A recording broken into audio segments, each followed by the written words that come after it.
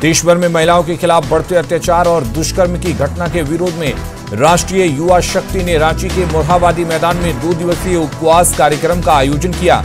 इसके तहत राष्ट्रीय युवा शक्ति की ओर से प्रधानमंत्री से रेप जैसी घटनाओं के विरोध में एक सशक्त कानून लाने की मांग की गई। कोडरमा में वाहन चेकिंग अभियान के दौरान एक बाइक सवार पकड़ा गया, जिसके पास से 103 बोतल शराब बरामद किया गया। थाना प्रभारी ने बताया कि शिव मंदिर के पास से भी वाहन चेकिंग के दौरान 18 लीटर शराब मिली है। लोहरदगा में 3 दिन से जारी मूसलाधार बारिश से किसानों की फसलों को काफी नुकसान हुआ है। खेत में जल भराव से धान की फसल झुक गई है, जिससे किसानों की चिंता बढ़ गई है। इससे फसल का उत्पादन कम होने के साथ ही आर्थिक नुकसान की आशंका जताई जा रही है। गुमला में सदर थाना क्षेत्र के कोलाटोली गांव में एक महिला के साथ मारपीट कर उसे घायल कर दिया गया था। इस मामले के आरोपी युवक को पुलिस ने गिरफ्तार कर लिया। मामूली विवाद पर बात बढ़ने पर मारपीट की यह घटना हुई थी, जिसमें महिला गंभीर रूप से घायल हो गई थी। पलामू में बालू माफिया के खिलाफ प्रशासन का अभियान जारी है। हुसैनाबाद थाना क्षेत्र से अवैध रूप से बालू का उठाव कर रहे 3 ट्रैक्टर को एसडीओ ने जब्त कर लिया। इससे पहले भी 6 ट्रैक्टर को जब्त किया गया था। वहीं 5 ड्राइवर को भी हिरासत में लेकर जेल भेजा गया था। सरायकेला में अवैध बालू उत्खनन और परिवहन के खिलाफ प्रशासन का संयुक्त अभियान जारी है। ईचागढ़ थाना क्षेत्र में पुलिस और खनन विभाग ने एक जेसीबी और 3 ट्रैक्टर को जब्त किया। वहीं जारगोडी में छापेमारी के बाद दूसरे बालू घाटों पर भी कार्रवाई जारी है।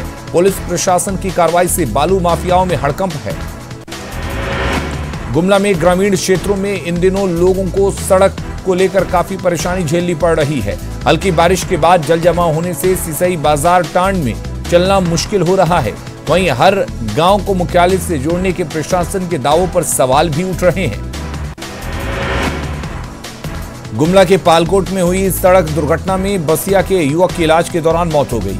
डॉक्टर के मुताबिक उसके सिर में गंभीर रूप से चोट लगी थी। वहीं अधिक खून बह जाने से भी उसे नहीं बचाया जा सका।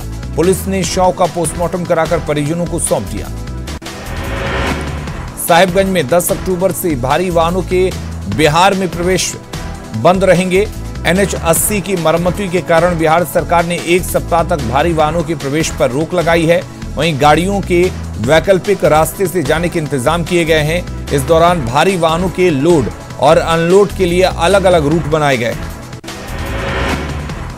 साहिबगंज के कोटाल पोखर में मंत्री आलमगीर आलम ने लाभुकों के बीच गैस चूल्हे का वितरण किया। साथ ही सरकार की कई योजनाओं की भी जानकारी दी। वहीं ग्रामीण सड़कों को जल्द दुरुस्त करने की भी मांग करने लगे, जिस पर मंत्री ने उनको भरोसा दिया। उन्होंने खराब सड़कों की मरम्मती के साथ सभी विभागों के काम में तेजी लाने के संकेत दिए। कोरोना संकट में गढ़वा के निजी स्कूल पिछले 6 महीने से बंद है। इसी निजी स्कूलों में पढ़ाने वाले शिक्षकों की आर्थिक स्थिति काफी दयनीय हो गई है। ऑनलाइन शिक्षा देने के बाद भी उन्हें स्कूल प्रबंधन की ओर से वेतन नहीं मिल रहा, जिससे रोजी रोटी की समस्या आ गई है। पाकुड़ में कुपोषण मुक्ति के लिए दीदी बाड़ी योजना की शुरुआत की गई है, जिसके तहत प्रत्येक गांव के 10 परिवार अपने घर के आगे की जमीन पर पौष्टिक आहार का पौधा लगाएंगे, ताकि भोजन में पौष्टिक आहार की कमी को दूर किया जा सके।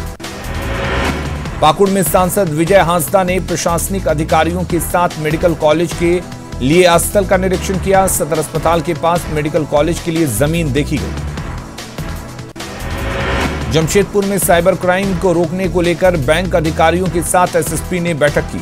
इसमें बैंक और एटीएम की सुरक्षा बढ़ाने के तरीकों पर चर्चा की गई। इसमें बैंक और एटीएम में हाईटेक कैमरा लगाने के साथ ही गार्ड की भी तैनाती के निर्देश दिए गए। साथ ही लोगों से भी सतर्कता बरतने की अपील की गई। साहिबगंज सदर अस्पताल परिसर में बने मेंटल हॉस्पिटल अभी अस्पताल कर्मियों का बसेरा बना हुआ है। साल 2011 में बनकर तैयार मेंटल हॉस्पिटल अब तक शुरू नहीं किया जा सका है। फिलहाल ये अस्पताल एम्बुलेंस कर्मी और गार्ड का बसेरा बना हुआ है। जामताड़ा में नारायणपुर प्रखंड में करंट लगने से महिला की मौत के बाद बिजली विभाग पर लापरवाही के आरोप लग रहे हैं। इसकी जानकारी मिलने पर विधायक इरफान अंसारी ने मृतक के परिजनों से मुलाकात की। साथ ही आर्थिक सहायता देते हुए बिजली विभाग के जीएम से मुआवजे पर भी चर्चा की। जमशेदपुर दुर्गा पूजा केंद्रीय समिति ने दुर्गा पूजा की तैयारी को लेकर एक अहम बैठक की। इसमें सरकारी निर्देशों की खामियों पर चर्चा की गई। इसे ठीक करने की मांग को लेकर 10 अक्टूबर को पूजा केंद्रीय समिति सदस्य सीएम से मिलेंगे। बोकारो में पति की मौत के बाद महिला मदद के लिए दर दर भटकने को मजबूर है। लगातार अधिकारियों के चक्कर लगाने के बावजूद महिला को अब तक न्याय नहीं मिला है। वहीं बोकारो डीसी ने जल्द ही पीड़िता को मदद का भरोसा दिलाया है। घाटशिला में चाकुलिया प्रखंड के चंदनपुर गांव में 6 करोड़ की लागत से जल मीनार बनाया गया है, लेकिन 5 साल बीतने के बाद भी इसका काम पूरा नहीं हो सका है। वहीं लो वोल्टेज की वजह से स्वर्णरेखा नदी का पानी जल मीनार तक नहीं पहुंच पाता है।